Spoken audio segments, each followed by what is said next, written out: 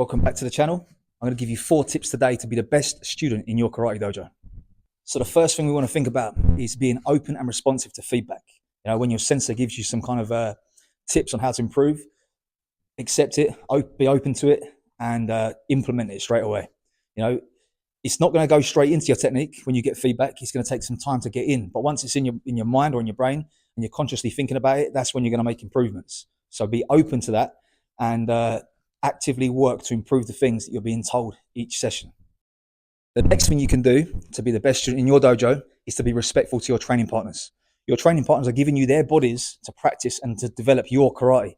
So give them the respect that they deserve for doing so. You're going to find yourself improving at a much faster rate. You don't want to be the one who no one wants to pair up with because they are too rough or not sort of doing as they're told in the exercise. You want to be the respectful one that people want to pair up with because they know they're going to get a good session with you. The next thing you can do is to make sure you practice away from the dojo. So this kind of goes back to point number 1. When you have received some feedback, take that away and work on it until next time you come to the dojo. If you make an improvement next time, then you can get some more feedback and then obviously work on that. And that's how you're going to improve really quick, because you're sort of taking a piece of information, working on that for the week or for a few days between your dojo sessions, and then getting another one.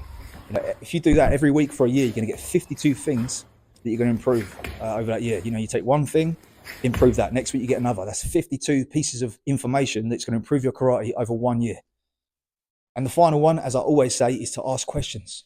Yeah, don't leave the dojo unsure of what you've been told. Make sure you ask questions and make sure you understand what you're doing.